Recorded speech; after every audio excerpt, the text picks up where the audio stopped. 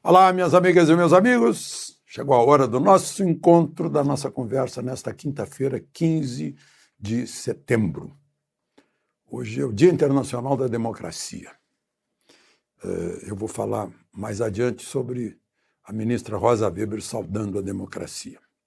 E amanhã é mais um Dia do Caminhoneiro. Tem um Dia do Caminhoneiro em São Paulo, que é 30 de junho, por um decreto do então governador Franco Montoro. Tem o Dia de São Cristóvão, 25 de julho, que os caminhoneiros festejam. E tem o Dia Nacional do Caminhoneiro, que é 16 de setembro. Enfim, caminhoneiro, né, homens e mulheres, merecem festejar essa data, porque eles são responsáveis por, no mínimo, 2/3 da logística brasileira, do transporte de bens e riquezas aqui no Brasil. Né?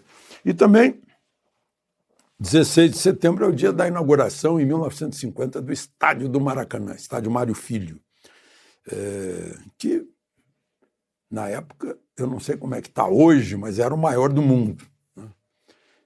E ficou cheio na Copa do Mundo de 50. Aliás, ele foi inaugurado? Não, ele foi inaugurado em 49, então. Porque a Copa do Mundo de 50 foi no meio do ano. Mas foi em 16 de setembro. Foi uma correria para inaugurar o estádio. Não estava nem pronto ainda. Vamos, então, aos assuntos de hoje. Não esqueça de se inscrever e de deixar o seu gostei ou não gostei.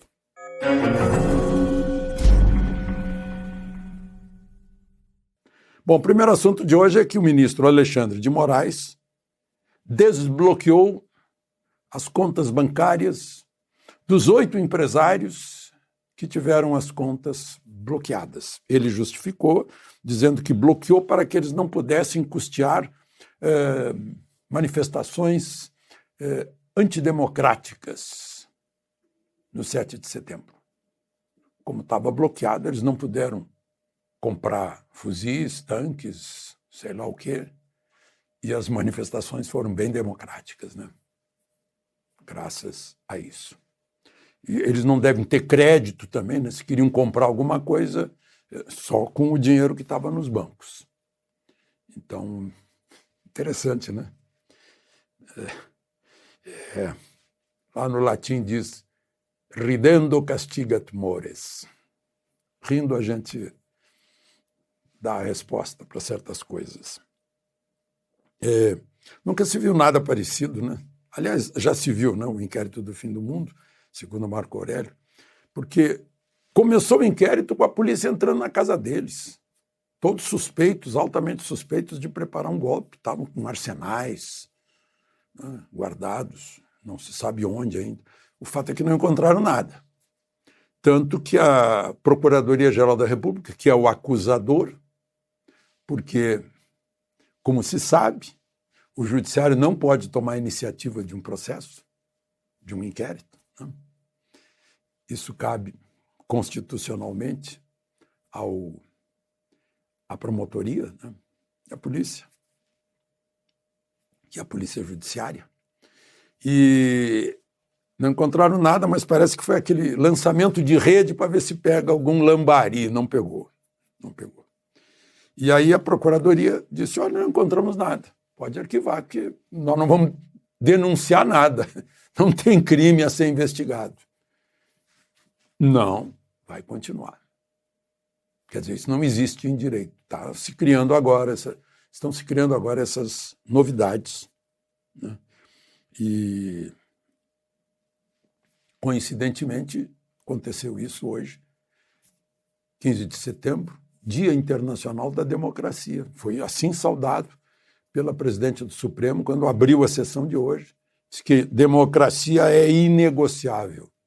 Irônico, né, falar isso lá dentro, num tribunal que, se julgando atacado, ofendido, criou ele próprio um inquérito, baseado num regimento interno, um ponto do regimento interno que já havia sido derrogado pela Constituição de 88, pelos artigos 127 e 129, em que o Ministério Público é que faz isso, né? Mas não foi o Ministério Público. E aí como fazer? Democracia convive com isso? Impossível. Impossível conviver com alguém que se sente ofendido e ele próprio investiga, denuncia, julga, manda para o presídio, jornalistas, inclusive, com tornozeleira eletrônica saindo do presídio. Ou seja, faz todo o processo de absolutismo, né? Fica estranho falar em democracia quando o acusador diz: eu não tenho acusação a fazer. E o processo continua. Quando há dificuldade de a defesa chegar aos autos.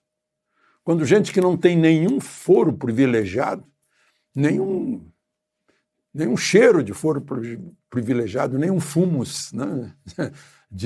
de foro privilegiado, e está lá no Supremo. Muito, muito estranho. E aí fica mais estranho falar em democracia. Só da democracia fica parecendo que é apenas uma marca de fantasia, né? A menos democracia, né? Assim como é uma teoria minha de anos, né? Tem que ser prática. Não bastam palavras. Não basta o eu te amo, por exemplo, do namorado, do marido, do noivo. Isso tem que ser prático, 24 horas por dia. Bom, isso sem falar de outras coisas, né? Eu falo da ministra Rosa Weber, na posse, disse que o Supremo tem monopólio da última palavra. O monopólio é do Legislativo. O Legislativo é que faz as leis, não é o Supremo. Porque o Legislativo faz as leis porque tem o mandato para isso, o mandato popular, tem o voto para isso. Pode até mudar a Constituição no que não for cláusula pétrea. Aliás, o Supremo mudou a Constituição em cláusula pétrea durante a pandemia. Não só mudou, como sublocou para prefeitos e governadores. Direitos e garantias individuais. É um Supremo que se desgasta, como disse o presidente Luiz Fux, sendo usado por pequenos partidos que não têm voto. Espera aí. Agora o PSOL, a ministra Rosa Weber é relatora de um pedido do PSOL sobre aborto, para alterar a lei do aborto. A lei do aborto permite aborto no caso de estupro, no caso de perigo de vida da mãe, no caso de má formação encefálica do feto. Mas querem acrescentar até 12 semanas pode tirar, sem problema, por razões sociais, né? O PSOL está pedindo. Essa é uma questão puramente legislativa. E o eleitor não quis dar poderes ao PSOL no legislativo, por isso que não tem voto, tem pouco voto lá e não consegue aprovar nada. Mas é a vontade do eleitor, é democracia. Então, como ele não consegue aprovar lá no Congresso, ele pede para o Supremo aprovar, fazer uma lei sobre aborto. É possível isso? Não? Tem outra coisa que a gente ouve aí, né? No mesmo tribunal, decisões monocráticas ficam valendo por meses. Decisão de um que derruba a decisão de um Congresso inteiro. O caso de a polícia não poder subir um morro lá no Rio de Janeiro ou entrar em comunidades, o que inflou o crime. Não? O que fazer? Bom, a linha 11 do artigo 48 da Constituição diz que o Poder Legislativo é o guardião de suas prerrogativas. O jurista Ives Gandara chega a falar em possibilidade de um decreto legislativo para agir nesse caso. Não? E tem outra coisa, inventar crime. Lá no Supremo se inventou crime de opinião, se inventou crime de fake news. Isso não está no Código Penal. Aliás, crime de opinião está proibido pela Constituição. Não? Bom, vamos em frente. E aí, diante disso, o plenário do Supremo hoje já está com maioria, 7-3, para cancelar uma lei do Congresso. A lei que estabeleceu o piso para a enfermagem, de 4.750 para técnico de enfermagem 70% disso, auxiliar de enfermagem 50% disso, está suspenso. A lei foi suspensa. A lei foi feita de novembro a maio, mas está suspensa. Foi feita pelos que têm poderes para fazer lei. Não? Ficou suspensa. Eles estudaram, passou nas comissões, comissão de economia, comissão de finanças, comissão social, comissão de Constituição e Justiça, passou por tudo, foi sancionada pelo presidente da República, publicada no Diário Oficial, mas não está valendo. O plenário confirmou uma decisão monocrática do ministro Barroso, a pedido de donos de hospitais. Agora tem um outro fato aí dentro, que é o Estado se meter em questões privadas. Não se meta. Vá tabelar a enfermagem em hospital público, mas não se meta em hospital privado. Assim como agora. Não pode mais vender o iPhone 14 porque não vem acompanhado do carregador. Gente, isso é uma questão de mercado, não se meta. Deixa que o mercado decide. Se o consumidor se sentir ofendido, não vai comprar.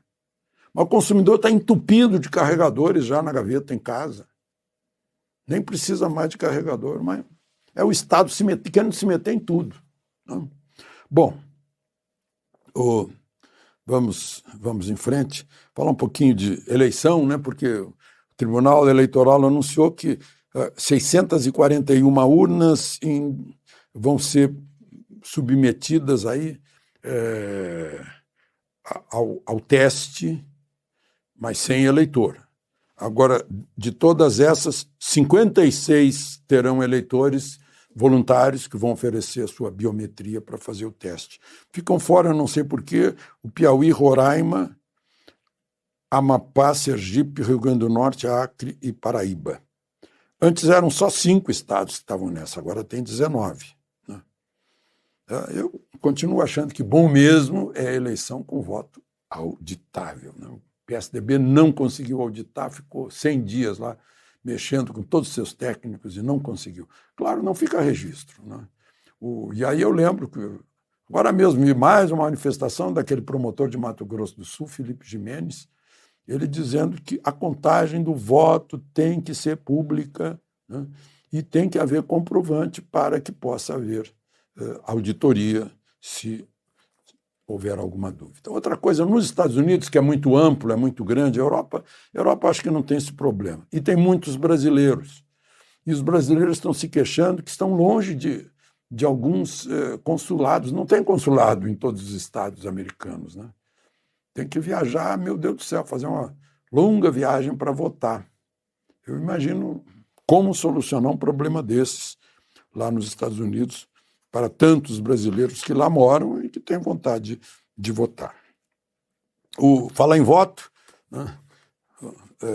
A Rádio Televisão Portuguesa vai me entrevistar, fizeram contato hoje, sobre voto no Brasil, sobre as pesquisas e tal. Enfim, eu estou lembrando, né, que um amigo meu do Rio Grande do Norte disse, não é possível, depois de tudo que se viu aqui em Natal, como é que a pesquisa eleitoral não tem vergonha de mostrar o contrário do que nossos olhos veem, né? E eu fiz um cálculo errado aqui, e o Júlio Campagnoni, que nos acompanha, me corrigiu, ele tem toda a razão. Né? Não é um que representa 2.000 num universo de 156 milhões de eleitores. Não, se tem 2.500 entrevistados ou 2.000 entrevistados, vai entre um representando 60 mil eleitores ou um representando 78 mil eleitores, dependendo do número de entrevistados. É um negócio, é bola de cristal, né? Ou um empurrãozinho. Eu digo que é um bom negócio porque nunca vi tanta agência pesquisando eleição. E para encerrar, a gente fala da Europa e da ArcelorMittal, que é uma grande siderúrgica, a maior do mundo. Pegou a Arcelor lá da Europa e o seu Mittal lá da Índia, mas continua sediada lá em Luxemburgo. E está desligando as siderúrgicas europeias. Começou com a Espanha, 2 da Alemanha, Está desligando a maior produtora de aço do mundo. Por quê? Porque a energia subiu 1.300% na Europa. O gás e a eletricidade. Essa empresa tem 5 siderúrgicas aqui no Brasil. Eu anotei aqui Bahia, Mato Grosso do Sul, Minas Gerais, Rio de Janeiro e São Paulo. Né? E aí eu penso no seguinte, olha, de novo, crise na Europa, oportunidade para o Brasil. Por isso que o nosso PIB continua crescendo. Certamente a ArcelorMittal vai mobilizar suas siderúrgicas no Brasil, porque aqui a energia é barata e a disponibilidade, a abundância da matéria-prima para produzir o aço. Né? Então, vai mobilizar aqui para abastecer a Europa. É divisa para o Brasil.